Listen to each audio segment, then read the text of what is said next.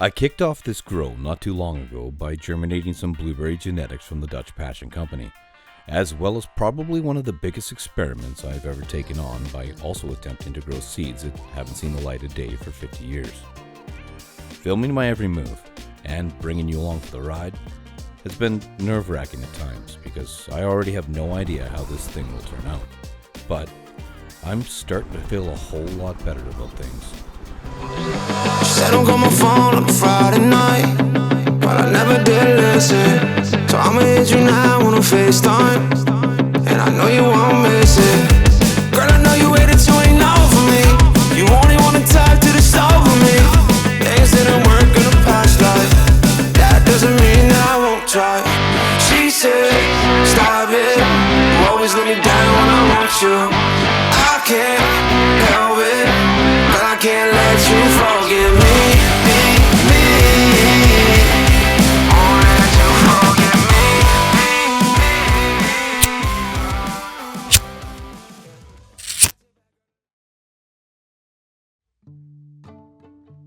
One of the things about the way I film is I don't hide shit. If I encounter something going wrong with my grow, I face it head on and I tackle it, so you guys can learn something from the methods I use. Something I keep running into is that the older plants seem to be showing me that they're having trouble uptaking certain nutrients. If I can just find a way to push them past these issues, I'm sure that they will blast off in growth as nature intended. Nutrients can be broken down into two categories: macronutrients, that are the elements the plants will require most, like your nitrogen, phosphorus, and potassium, and micronutrients, the smaller trace elements your plants need to better fine-tune things. They don't just take in these nutrients through their roots, they also take them in through their leaves. On both the upper and under surfaces of the leaves are tiny pores called stomata. Their purpose is to regulate water loss through transpiration, as well as gas exchange of carbon dioxide and oxygen through photosynthesis. But they can also process nutrients through these little pussy holes. So, I will be delivering some vitamin B by mechanism of a foliar spray. To coat the leaves properly, I will need to add something called a surfactant. Water and oils don't mix, so a surfactant reduces surface tension and raises adhesion on the plant's surfaces. It contains both a hydrophobic and a hydrophilic molecule, allowing them to bridge the gap between a liquid and solid for better consumption of nutrients. I have diluted the whole mixture to a ppm of between 245 and 255, and I've pH'd it to sit at about 5.7.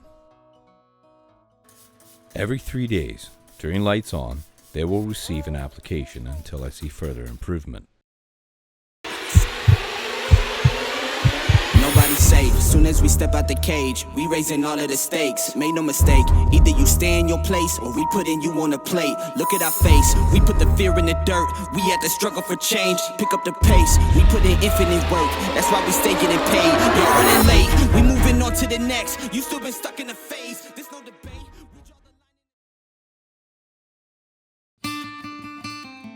By day 57, just as I was hoping, there's been an explosion in growth due to all the extra nutrients they picked up. None of the plants, absolutely not a single one, are showing any kind of deficiencies anymore whatsoever. They look amazing.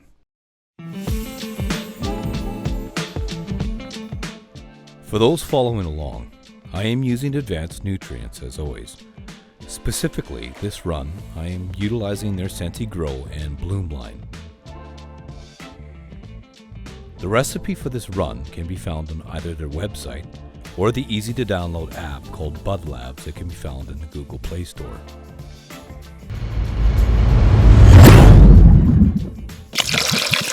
From here on out, until I flip the flower, they will be receiving the max dosage each and every time I feed.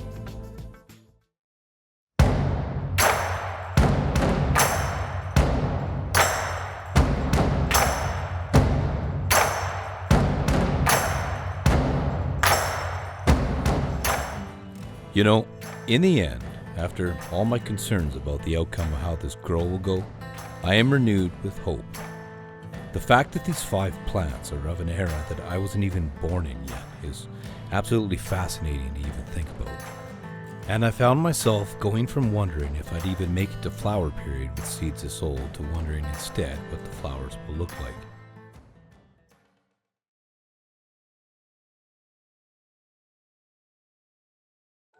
It is day 64, and the plants are going to receive their first little bit of training. They have reached a height that I am finally happy with, and I'm going to top them for the first time to begin producing more bud sites and colas.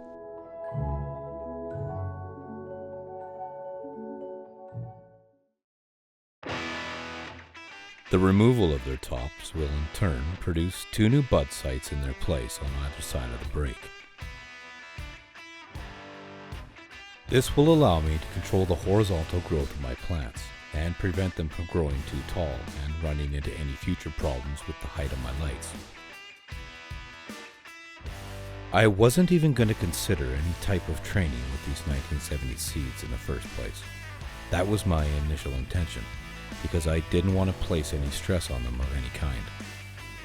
But with their resilience and persistence in growth so far, it has them neck and neck with their sister blueberries from Dutch Passion. So instead, I'm just going to train them like I would any other genetic and just sit back and enjoy watching all the new growth take off.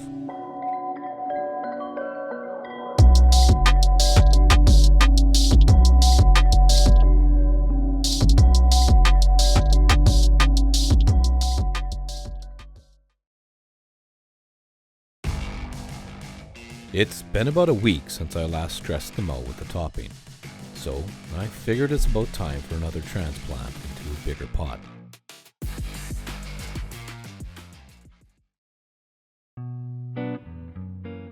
This will be their final transplant during the grow. I will be removing them from their 1-gallon fabric pots and placing them into their new 7-gallon homes, where they will hopefully have enough space for the roots to sprawl out during the remainder of the growth. I will be amending the medium this time with 1 tablespoon per gallon of Myco Grow and 1.33 cups of worm casting per gallon as well. For the most part, I don't mind this, but because my bin only fits so much, every fucking pot is a batch that has to be mixed separately. By the time I'm done, this bin will have seen more separate loads than my ex on a typical Friday night. These plants need me, and in a weird roundabout way, I need them too. Sometimes it's this very consumption of time, it's just what the soul needs. It helps me personally whisk away from all the shit stress that normal everyday life is riddled with. And it reminds me that in the greater scheme of things, all this shit, it just plain and simply just doesn't matter. And that I find solace in.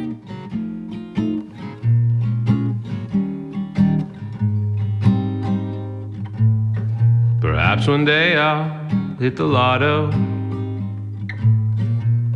then my bills would all be paid. Money no longer would be a bother. My life would never be the same. We could travel all around this world, fly first class every day. But if I never hit the lotto, would you still love me anyway? I've utilized the Spider Farmer G8600 in my 5x5 tent, and if any of you want to pick one up for yourself, my code name should work in all the Spider Farmer websites worldwide. I have adjusted the height of the light once again to around 2 feet from the canopy, and I've cranked the light intensity up a bit to around 300 watts from the wall.